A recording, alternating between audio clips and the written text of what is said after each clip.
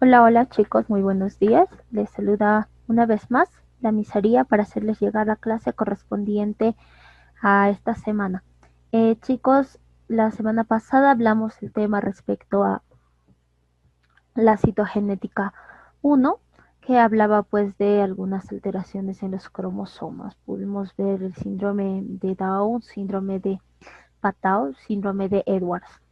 Bien, el tema de hoy es citogenética 2, ya estamos pues 10 de noviembre, viene a ser un mes más que ya se está yendo rápidamente, ¿no? Y pues tenemos que ponernos al día, estar alertas y vamos a continuar. Bien. Como les dije hace un momento, el tema del día de hoy, chicos, es aneuploidías sexuales, o llamados también alosomas. En otras palabras, una persona normal, un varón o una mujer normal, tienen en el parte 23 de sus cromosomas los cromosomas sexuales. Si es una mujer, va a ser XX, como nosotros podemos observar acá. Si es una mujer normal, es XX. Dos cromosomas sexuales definen que es una mujer normal. Símbolo de la mujer, un círculo con una crucecita abajo. Muy bien. Un hombre normal tiene pues un cromosoma X y un cromosoma Y. Su símbolo es un círculo con una flechita hacia arriba. Entonces, estos extremos son es una mujer y un hombre normal. Mujer XX, varón XY. Pero, ¿qué pasa si por algún motivo sus cromosomas sexuales se alteran? A ver, antes de poder hablar de las alteraciones sexuales, vamos a hablar que estos cromosomas, pues son los encargados de dar las características sexuales, ¿no? En una persona XX va a tener, pues, va a dar la información respecto a las características femeninas de esta persona, de esta mujer. Entonces, las características femeninas van a estar presentes tanto en sus cromosomas sexuales, quien va a indicar para que puedan liberarse las hormonas correspondientes. Lo mismo ocurre en los cromosomas masculinos del par sexual 23 de los varones, XY, y estas van a tener la información correspondiente para que el varón tenga sus características sexuales masculinas. Mientras en las aneuploidías sexuales, por ejemplo, vamos a ver el síndrome de Turner, ¿no? Que es una persona normal que solamente tiene un cromosoma X. Nosotros sumamos todos nuestros cromosomas somáticos y sexuales, tenemos 46. Pero en este caso, en el síndrome de Turner solo hay un cromosoma, o sea, ellas tienen 45 cromosomas. Por lo cual, en este síndrome la mujer es estéril. Vamos con el síndrome de Klinefelter. Ya en el síndrome de Klinefelter también esta persona va a ser estéril, pero va a tener dos cromosomas X y un Y. Va a ser un varón, pero con un cromosoma extra. Entonces, en este caso hay 45 cromosomas y aquí hay 47 cromosomas. Vamos a ir por partes. Vamos a dar más detalles respecto a estas alteraciones cromosómicas. Vamos en primer lugar con la trisomía de los pares sexuales, trisomía en XXY, que viene a ser llamado síndrome de Klinefelter. Vamos a marcar acá, vamos a colocarle de un color azul, síndrome de Klinefelter. Y esta trisomía en el par sexual de los varones, este varón va a nacer pues con un cromosoma Y extra, no va a ser XY, va a ser XXY. En total va a tener 47 cromosomas. Dice, en 1942, Klinefelter describe casos de pacientes masculinos con hipogonadismo e infertilidad y rasgos femeninos, afectando una de 500 varones. O sea, de 500 niños que nacen, uno va a tener este síndrome de Klinefelter. Entonces, este científico le puso su nombre a ese síndrome, ¿no? ¿Cuáles son las características de las personas que tienen pues síndrome de Klinefelter? Tienen talla alta, apariencia delgada, cuerpo con rasgos femeninos porque tienen un cromosoma también X, más presencia de rasgos femeninos hacia los 12 o 13 años, o sea, tienen ginecomastia en el 40 de los casos. Ahorita les explico qué es eso. Tienen mentalidad torpe con posterior desarrollo intelectual normal, aunque pueden presentar dificultades para adaptarse en la sociedad. Miren, aquí tenemos un varón con síndrome de Klinefelter. Tiene rasgos femeninos, tiene las caderas más anchas y a esto es ginecomastia, o sea que tiene las glándulas mamarias desarrolladas. Recordemos que en los varones las glándulas mamarias no están desarrolladas, por lo tanto solo se observan como tetillas. En cambio, en los casos del Klinefelter sí están desarrollados. Tienen ellos un sexo masculino, tienen el pene, pero tienen las caderas un poco más anchas. Como estamos observando, tienen estas características. Eso es respecto al síndrome de Klinefelter. Vamos a ver ahora respecto al síndrome del superhombre, que es muy diferente. Miren, en Klinefelter los cromosomas son XXY, mientras que en el superhombre viene a ser XYY, o sea, hay un cromosoma Y extra. Muchos decían que el superhombre pues venía a ser, ¿no?, un hombre bastante robusto, fornido, es un superhombre, decían, pero en realidad no fue así. Se llama síndrome del criminal trisomía XY. ¿Por qué se llama así? Por lo siguiente. Jacobs en el año 1965 relacionó la presencia de un cromosoma Y extra, el cual predispone una conducta agresiva, y se dieron cuenta que muchos asesinos o ciertos asesinos lo presentaban. O sea, son individuos afectados, pues generalmente son muy altos y delgados, la mayoría presenta Presenta acné durante la adolescencia.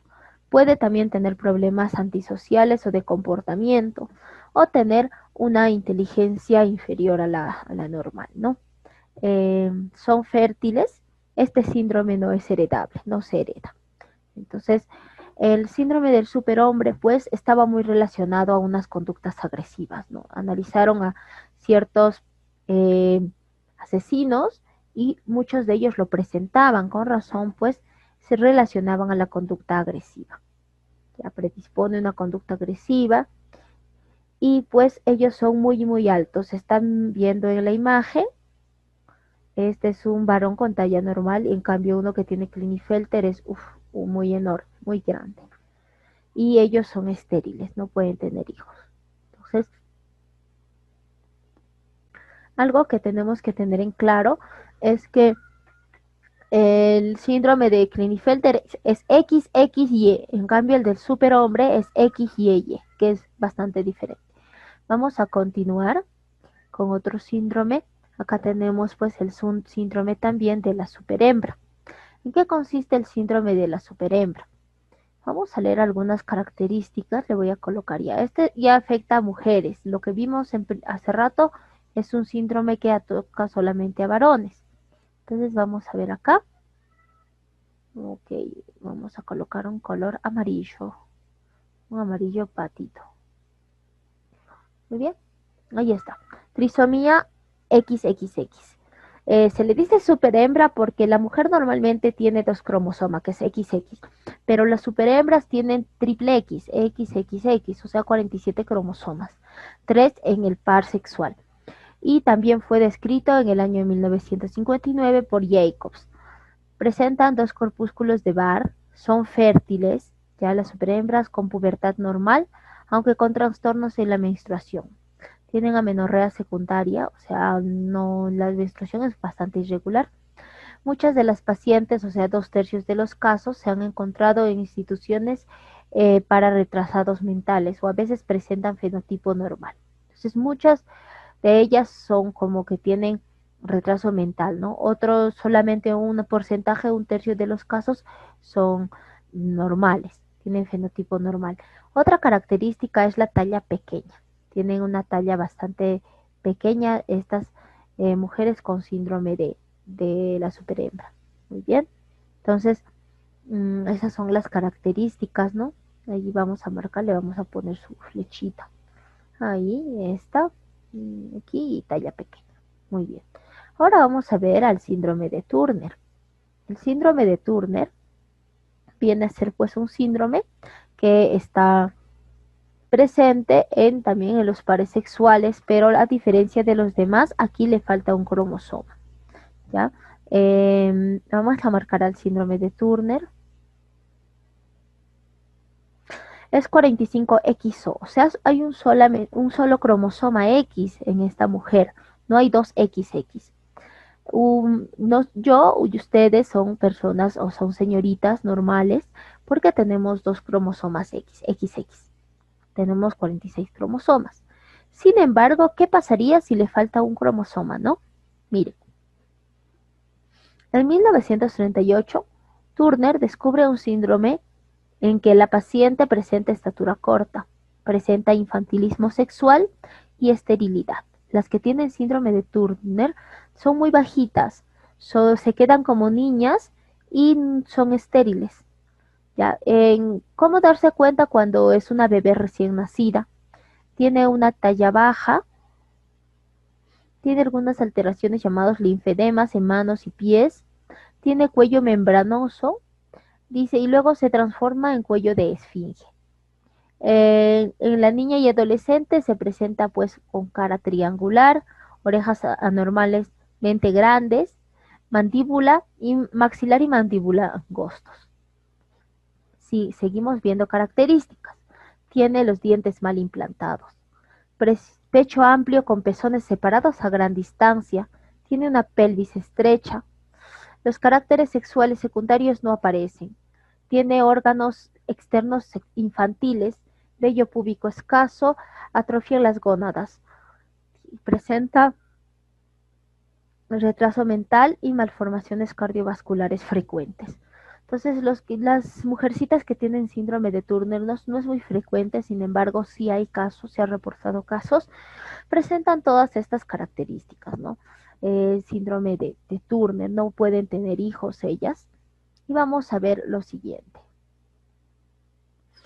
Entonces se va esa partecita y vamos a hacer la presentación. Ahí está, tenemos la fotografía de una niña con síndrome de la superhembra. ¿Ya? Aquí está superhembra.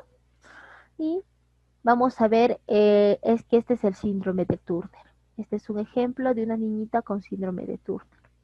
¿Ya? Ahí está pecho ancho, ahí está con tetillas bastante separadas. Entonces, la de acá es síndrome de la superhembra, ¿no? Porque tiene talla pequeña, son chiquitas, cara un poco triangular. Y acá esta niña tiene síndrome de Turner. Entonces, eso es lo que corresponde. Muy bien, vamos a ver otros síndromes más. Vamos a ver, pues, las mutaciones en la estructura de los cromosomas. ¿Qué pasa? Puede haber, o sea, pueden tener las personas 46 cromosomas, sí, pero pueden haber mutaciones. ¿Qué significa? Por pérdida o adicción de fragmentos. Este es un cromosoma. ¿Qué pasa si, por ejemplo, este cromosoma se le quita E y F? Se va a volver pues un cromosoma más pequeño y se va a quitar cierta información. Eso hace que se mute, ¿no? En las características. Entonces vamos a ver mutaciones en la estructura de los cromosomas. Se puede dar pues por mutación. Perdón, por delección. ¿Qué es delección? La delección es la pérdida. Ya. Dice pérdida de un fragmento de un determinado cromosoma, casi siempre letal. Se debe al rompimiento del cromosoma por acción de la radiación o los rayos X, por ejemplo, o una situación mutágena. Entonces, ¿qué pasa si hay una deleción, o sea, una pérdida de un fragmento en un cromosoma? Puede ser letal para la persona. Entonces, acá no se le ha quitado EF, una delección ha quedado esto. Se le debería aumentar EF, pero a nivel cromosómico es bastante complejo. Esto se da por estar expuestos a rayos ultravioletas, a los rayos X o a una sustancia que va a hacer mutar. Esto es bastante complejo y peligroso. Vamos a ver al síndrome, por ejemplo, de Cri-du-chat, perdón, llamado también síndrome del maullido de gato. A ver, vamos a ver acá. Del francés Cri-du-chat. de erección en un segmento del brazo corto del cromosoma 5. Entonces, en el cromosoma 5 ha habido un, una pérdida de un segmento y en el cromosoma 5 y ha ocasionado pues este síndrome llamado síndrome del maullido de gato. Dice descrito inicialmente en 1963 por Jerome Lejeune, caracterizado por un llanto que se asemeja al maullido del gato al nacer debido a que la laringe es hipoplástica y se va modificando con el tiempo. Estos niños presentan pues microcefalia, o sea, un cráneo pequeño, retraso mental profundo, o sea, tienen un coeficiente intelectual inferior a 20. Ellos la parte de la mente no lo pueden desarrollar mucho.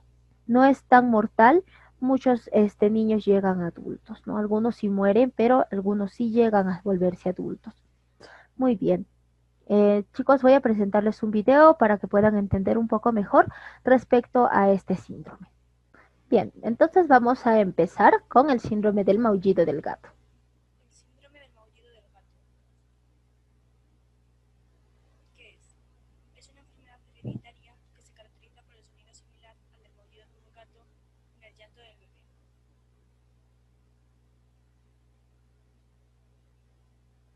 Las causas que lo producen son la pérdida de una parte de las estructuras del núcleo celular que portan el material genético.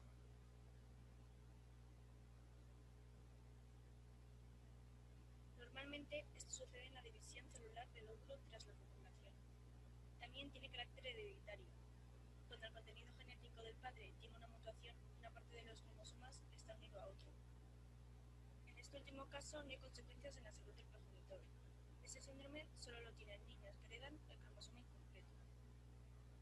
Para establecer el pronóstico hay que saber si se ha causado la división del óvulo en la fecundación o si el cromosoma está unido a otro cromosoma en la información genética del padre.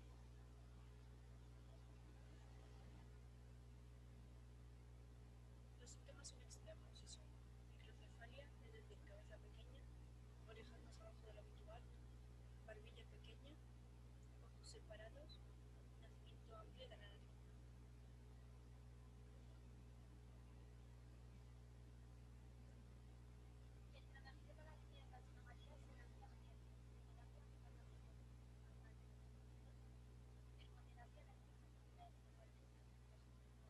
A ver chicos, parece que el volumen no ha salido. Lo voy a presentar nuevamente desde acá, ¿ya?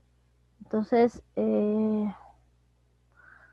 vamos a tratar de corregir esta parte porque pensé que le había puesto el sonido. Que se caracteriza por el sonido similar al del maullido de un gato en el llanto del bebé.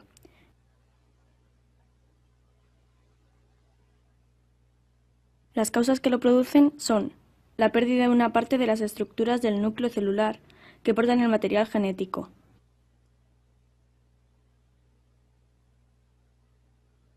Normalmente esto sucede en la división celular del óvulo tras la fecundación. También tiene carácter hereditario. Cuando el contenido genético del padre tiene una mutación, una parte de los cromosomas está unido a otro. En este último caso no hay consecuencias en la salud del progenitor. Este síndrome solo lo tienen niños que heredan el cromosoma incompleto. Para establecer el pronóstico hay que saber si se ha causado en la división del óvulo en la fecundación o si el cromosoma está unido a otro cromosoma en la información genética del padre.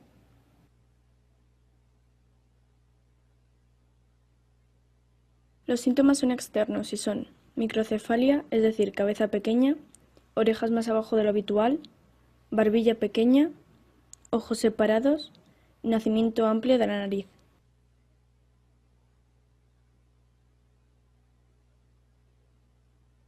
El tratamiento para eliminar las anomalías se realiza mediante fisioterapia aplicando agentes físicos naturales y artificiales, ergoterapia realizando actividades manuales y físicas que mejoran la adaptación social del afectado y logopeda para mejorar su capacidad de comunicación. El síndrome no tiene prevención, pero se pueden realizar pronósticos mediante un análisis de sus cromosomas para ver si está presente o no el cromosoma 5 y también antes del parto se comprueba si el progenitor porta la enfermedad mediante un análisis del líquido amniótico o una biopsia de la placenta.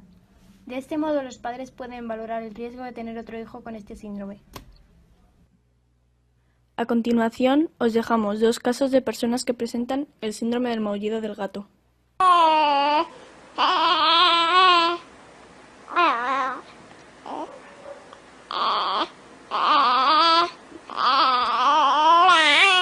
El próximo año Rocío va a comenzar a estudiar en un centro ocupacional, ya que no hay centros específicos para chavales con este síndrome. ¿Y estudiar a dónde, Rocío? ¿Pero a dónde vas a estudiar? ¿A la universidad? La universidad muy especial, porque te vas a hacer, ¿qué vas a hacer allí? Cerámica. ¿Vas a ir también, yo sé que a natación o no? ¿Y sabes nadar ya? Mamá. ¿Te enseña mamá? No, mamá no te ha enseñado. Mamá es un pato. Tata.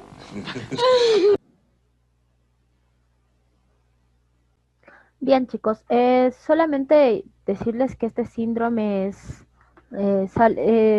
viene a ser no tan frecuente, ¿no? Sin embargo, hay muchos niños que tienen este síndrome del maullito de gato. Vamos a ver que también puede presentarse alteraciones cuando se duplican secciones en un fragmento cromosómico, ¿no? Dice, resencia repetida de un fragmento cromosómico sobre el cromosoma original sobre todo. Miren, este es un cromosoma normal y hay veces se fragmentan dos veces, o sea, se duplica, perdón, un fragmento. Ahí hay dos EFs, ¿no? Acá ya hay dos EFs en el cromosoma y esta es una alteración, una mutación por duplicación. De importancia evolutiva ya que permite la diversificación del material hereditario por mutación posterior. Por cambio también de la localización en los fragmentos. Miren, tal vez debería ser el cromosoma, no A, B, C, D, E, F, G, pero acá ha cambiado el fragmento, ¿no? En vez de ser EF, F, E y G. Es una inversión paracéntrica. Estos son tipos de mutaciones a nivel de los cromosomas, chicos. Entonces, para evitar esto hay que evitar exponernos a los rayos X, a los rayos ultravioletas, a sustancias mutagénicas, evitar también pues consumir sustancias que a la larga nos van a hacer daño, porque esto lo podemos heredar hacia nuestras siguientes generaciones. Entonces dice, el fragmento cromosómico puede volver a unirse al mismo cromosoma, pero invirtiéndose sus extremos, por lo que el cromosoma que sufre estos procesos sigue conteniendo los genes solo en un orden distinto, con las correspondientes consecuencias debido al fenómeno del crossing over. Traslocaciones vienen a ser la rotura de un cromosoma con separación de un fragmento, el cual se suelda a otro cromosoma.